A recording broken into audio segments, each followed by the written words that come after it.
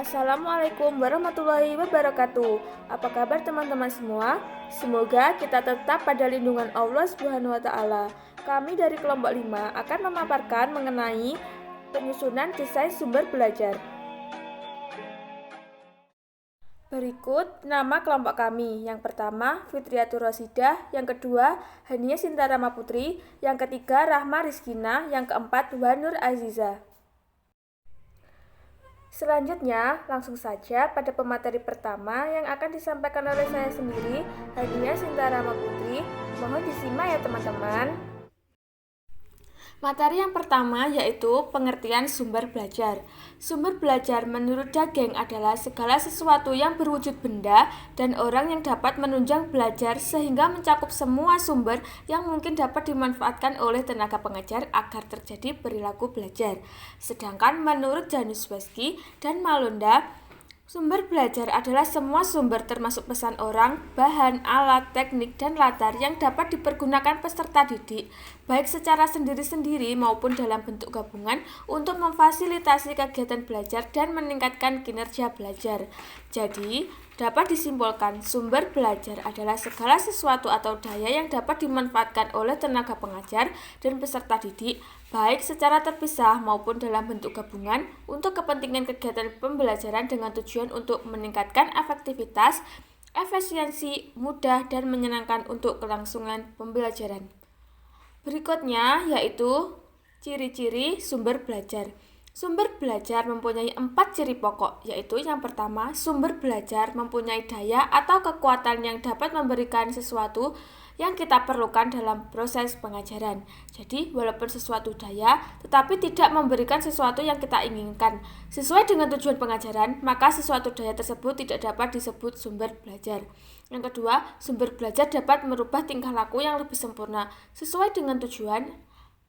Apabila dengan sumber belajar malah membuat seseorang berbuat dan bersikap negatif, maka sumber belajar tersebut tidak dapat dikatakan sumber belajar. Yang ketiga, sumber belajar dapat dipergunakan secara sendiri-sendiri atau terpisah, tetapi tidak dapat digunakan secara kombinasi atau gabungan.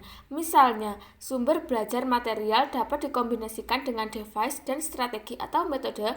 Sumber belajar modul dapat berdiri sendiri.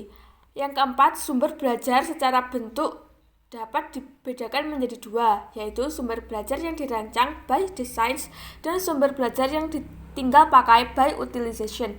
Sumber belajar yang dirancang untuk keperluan belajar, sedangkan sumber belajar yang tinggal pakai sesuatu yang pada mulanya tidak dimaksudkan untuk kepentingan belajar, tetapi kemudian dimanfaatkan untuk kepentingan belajar. Materi yang berikutnya akan disampaikan oleh Mbak Fitri. Fungsi dan manfaat sumber belajar. Fungsi sumber belajar menurut Jalinus dan Amsyar yaitu A. Meningkatnya produktivitas pada pembelajaran. B. Memberikan suatu pembelajaran yang sifatnya individual. C. Memberikan dasar-dasar ilmiah dalam pembelajaran. D. Belajar secara seketika. E. Memberikan penyajian pembelajaran yang luas dengan menjanjikan informasi yang mampu dalam batas geografi. Fungsi dan manfaat menurut Zaman dan kawan-kawan. A. Dapat memberikan pengalaman belajar yang konkret dan secara langsung. Anak usia dini yang berada pada tahap berpikir konkret dalam artian bahwa anak usia dini belum mampu berpikir di luar batas kemampuan panca inderanya. Dengan pemberian pengalaman tersebut tentu akan dapat mengoptimalkan belajar anak dan juga dapat meningkatkan proses belajarnya. B. Dapat memperluas wawasan anak melalui tahap sumber belajar. Misalnya, guru mengajak anak dalam mengamati ikan di dalam kolam ataupun akuarium. Kemudian, anak akan mendapatkan pengalaman tentang berbagai warna dari ikan, besar kecilnya ikan yang ada pada kolam tersebut, dan bagaimana ikan itu bergerak di dalam air. Dapat memberikan informasi secara akurat dan terbaru. Misalnya, sebuah informasi yang didapat anak dari buku bacaan, majalah anak, atau narasumber. Kemudian, hal ini sangat menguntungkan bagi anak sehingga ia akan dapat informasi dan pengetahuan baru.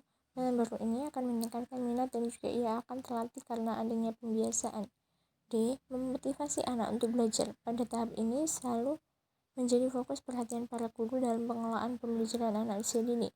Faktor motivasi ini sering menjadi masalah yang menyebabkan tidak terciptanya iklim belajar yang kondusif dan menyenangkan.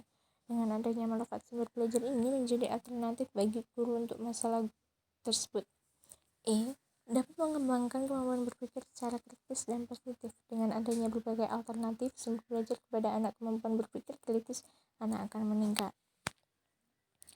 Manfaat pengembangan sumber belajar. Manfaat sumber belajar dapat diklasifikasikan menjadi dua, yaitu manfaat bagi guru dan siswa. Berikut ini manfaat bagi guru, yaitu yang pertama, memperoleh bahan ajar yang sesuai dengan tuntutan kurikulum dan sesuai dengan kebutuhan belajar siswa. Kedua, tidak adanya ketergantungan pada buku teks yang terkadang sulit untuk diperoleh. Ketiga, bahan ajar menjadi lebih banyak karena dikembangkan dengan menggunakan berbagai referensi. Keempat, menambah pengetahuan dan pengalaman guru dalam menulis bahan ajar. Kelima, mampu membangun komunikasi pembelajaran secara efektif antara guru dan siswa. Keenam, dapat diajukan untuk penambahan angka kredit yang dikumpulkan menjadi buku kemudian diterbitkan. Kemudian manfaat bagi siswa sebagai berikut. Pertama, sistem pembelajaran menjadi lebih menarik.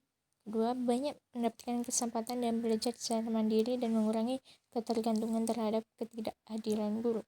Ketiga, mendapat kemudahan dalam mempelajari setiap kompetensi yang harus dikuasai. Dilanjutkan materi ketiga yang akan disampaikan oleh Mbak Rahma Rizkina. Jenis sumber belajar berdasarkan KD.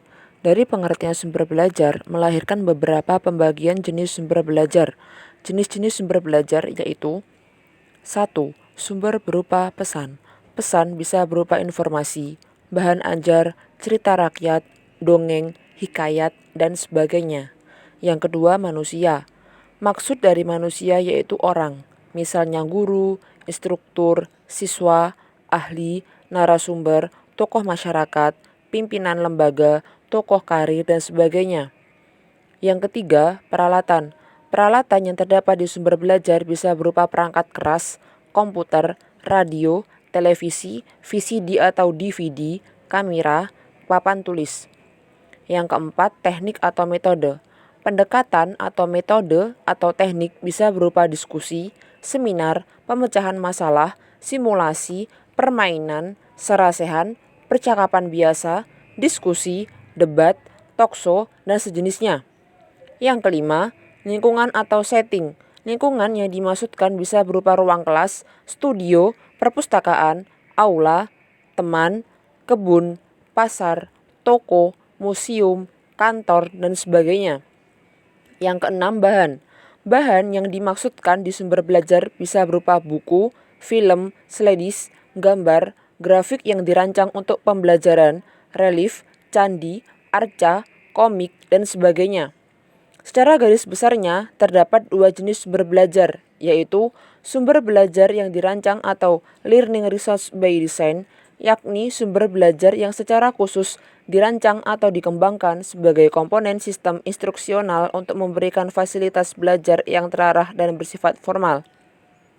Sumber belajar yang dimanfaatkan atau learning resource by utilization, yaitu sumber belajar yang tidak didesain khusus untuk keperluan pembelajaran dan keberadaannya dapat ditemukan, diterapkan, dan dimanfaatkan untuk keperluan pembelajaran.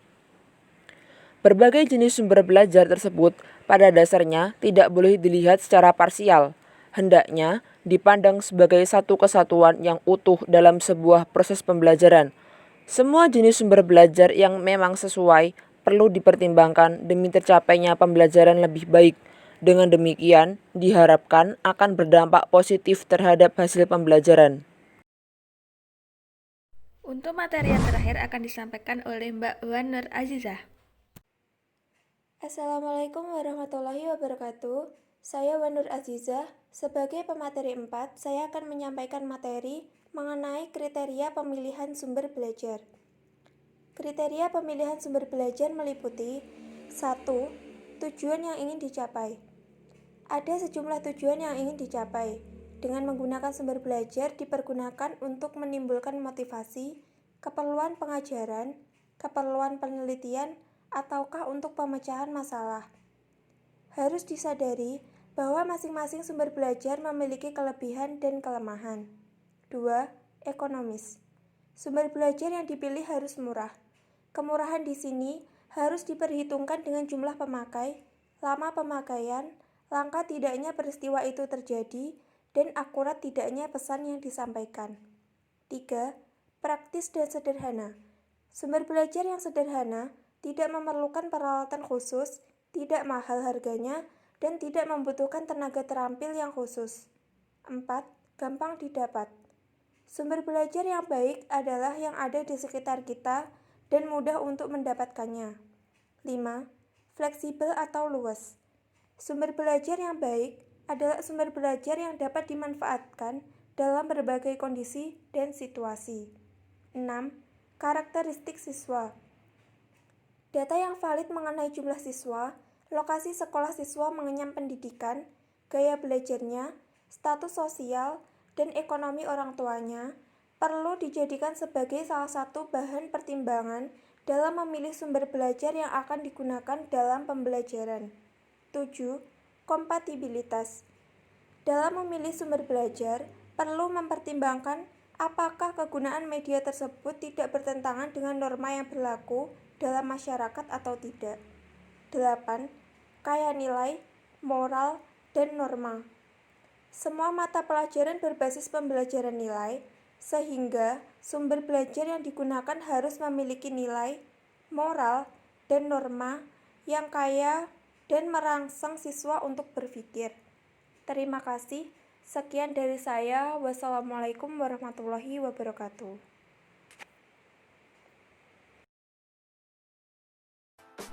Sekian pemaparan materi dari kami. Jika ada salah kata kami mohon maaf, dan jika ada yang kurang jelas bisa didiskusikan dalam forum. Terima kasih, semoga bermanfaat. Wassalamualaikum warahmatullahi wabarakatuh.